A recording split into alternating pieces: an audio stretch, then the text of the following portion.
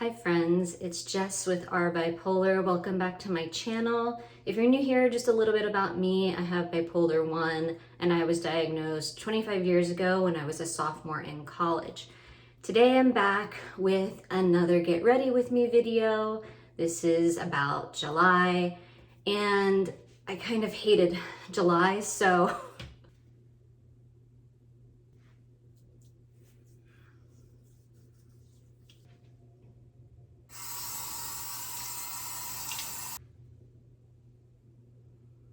and all these products will be linked down below in the description.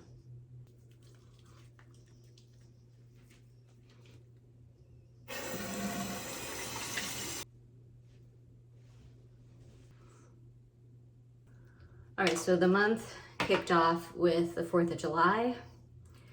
And for the 4th of July, we go to my cousin's house. She lives right on the parade route.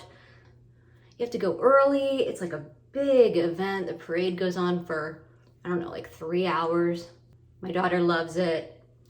I went to this parade as a kid. I loved it. It is hard on someone who has any kind of anxiety, like social anxiety, being around big crowds. And, you know, for people with bipolar, it's really stressful. So I kind of have to kind of gear myself up every year to go.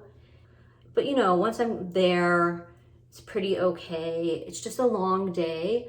You know, there's also like fireworks at night. And if we go back to her house for the fireworks, she has like a perfect view of fireworks. But if you go back and then you're trying to get out, you know, the fireworks start at 10 o'clock and then you're there and you're kind of stuck in traffic. And usually we don't get home until like after 1 a.m. Not really good if you're trying to get a lot of sleep and, you know, be on track with bipolar. This year, we actually didn't go back for the fireworks. We went to the fireworks in our town, which, yes, they were not as good, but we got home at like 10:15, so that was great. And so all this time, most of the month, you know, I was still in like a mild depression. And this had been kicked off. If you saw my other videos, it had been kicked off. I have this kind of rare syndrome that's called mal de débarquement or disembarkment syndrome. And what happens is if I travel either by air or by car, like a long car ride, I will get this dizziness that lasts, for me, it's like about a month, or that's what I thought. I'm now at over 6 weeks and still having some dizziness, not as bad, but it's still there. And, you know, after a couple weeks of this is when I went into the depression, and that can happen with this syndrome. And then I had a conference, a work conference in Pittsburgh. So luckily I didn't have to travel, but I did go and stay in the hotel for a few nights. So I had to be on. I'm in depression. I had to be on. I was a speaker at the conference. I was also a moderator for a session. So like I said, I just had to get through it. And there were a lot of my coworkers at this conference. So I actually set up a game night at my house, kind of in the middle of the conference. Yeah, that doesn't sound smart. I'm going through depression. But I had planned this well before the depression. I still wanted to do it. And I thought I could. Went through with it. It actually was really fun. And I think doing the conference and the game night did help push myself out of the depression a little bit. I think I was already getting towards the end of it. Sometimes doing things like that can sort of help a little bit. I don't know, I'm not saying it will, but for me it did this time.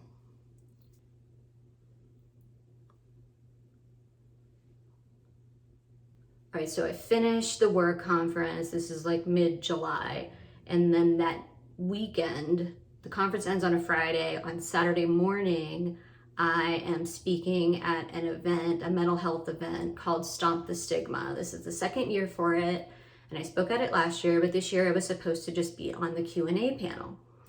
But the day before, the organizer of the event asked me to speak again because another speaker had dropped out the last second.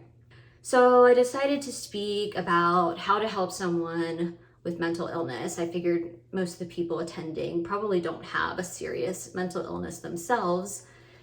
And I figured I would sort of like tell a little bit about my story, just sort of like to introduce myself again, like a refresher, and then talk about, how I think you can help someone with mental illness, just based on my experience and like friends' experiences. I obviously don't have all the answers, and there is a video on my site about that. And there's also a video about the depression stuff. I just had a few notes, so I mostly just like spoke off the cuff. And check it out, see what you think. If you have any other like advice you could give to people who are trying to support someone with bipolar or another serious mental illness, please add it. Most of what I was saying was like educate yourself, and also like treat the person who's going through something like mania or depression just like you would someone with any other physical illness. So do all those things that you would do for that person, because we don't get that kind of treatment usually. And I think overall the person just needs to feel loved and safe and calm.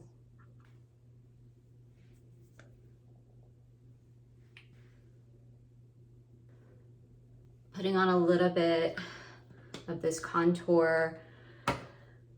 Still been struggling with weight and food, and so while I was depressed especially, food became my only source of comfort. This is common for me. Maybe you find comfort in other ways when you're feeling depressed or just feeling emotional. For me, it's food. So I just got to the point, like I was saying in the depression video, where I just wanted to be eating all the time. So as you might imagine, that caused some weight gain. Now, if you've seen my Seroquel weight gain videos, you know that I had gained about 30 pounds over a few years on Seroquel, and also on a beta blocker that I was taking for migraine. I got off the beta blocker, I was able to lower the Seroquel somewhat, and I started working really hard on losing weight because my cholesterol had skyrocketed and I didn't want to have to go on more medication. I lost about 15 pounds. But then depression came back from its long lost place of hiding. I think I gained like 3 or 4 pounds back. But even though the depression has left, I'm having trouble going back to eating normally. I'm still exercising, and even in depression, I was still exercising, and I was still kind of like, I was doing all the things I needed to do, like work and things for home, but I wasn't enjoying any of it, and it was, a bleak time. I've kind of gotten the exercise back to where it was. I'm trying to repair this relationship with food. It's not easy, and I'm trying to be really kind to myself and just let it be. Like, it has just happened, and I want to let it be okay. But I do still want to, lose some more weight. And you might be thinking, like my friend Steph said, she's like, you're tiny, you don't need to lose weight, do you? And it's like, well, yes, I was very tiny when I gained those 30 pounds. I'm not saying I need to lose all 30 pounds. I don't. I would be very happy if I lost, 20 pounds. And I know lots of people have gained much more weight on Seroquel, and gosh, I know how difficult it is, and I know I don't know how difficult it is to have gained even more. So, I get it. I'm not in like this terrible place with weight gain.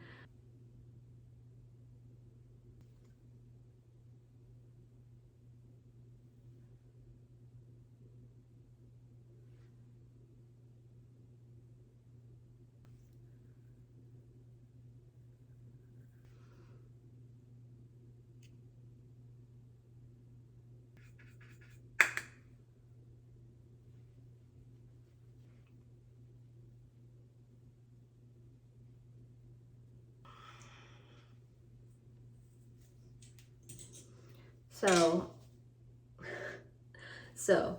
I had an appointment with my psychiatrist yesterday. I needed to talk to him about the depression, but even more so this disembarkment syndrome, because I have more travel than I'm supposed to be doing in November.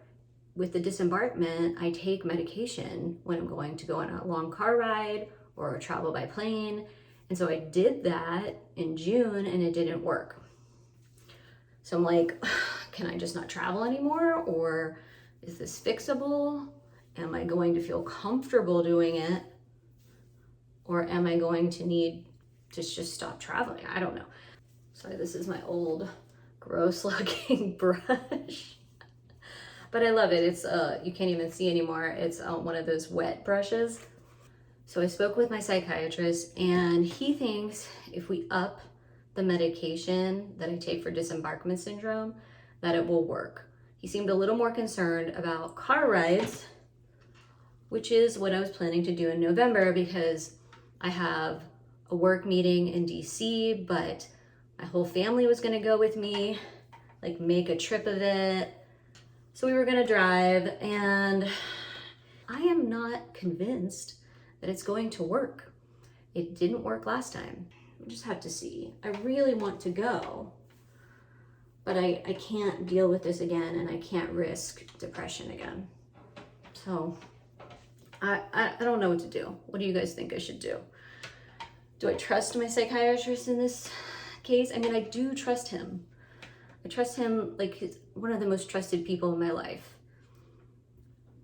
But this is still sort of up in the air as to if it'll work. So I'll keep you guys posted what I end up doing. But I think this is my hair. This is it.